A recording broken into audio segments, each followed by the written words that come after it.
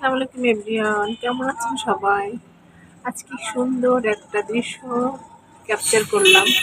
হঠাৎ চোখে পড়লো, আকাশের দিকে চোখটা পড়লো। তো দেখুন কি সুন্দর রঙে সেজেছে আজকে আকাশ। রং বলতে কি, আকাশের যে রংটা, আকাশ আর সাদা রঙের যে কম্বিনেশনটা দেখুন কি সুন্দর। আকাশটা একটা অন্যরকম দৃশ্য আজকে চোখে পড়ছে। এত সুন্দর দৃশ্য, মানে আমি মুগ্ধ হয়ে তাকিয়ে আছি অনেকক্ষণ ধরে আকাশের দিকে।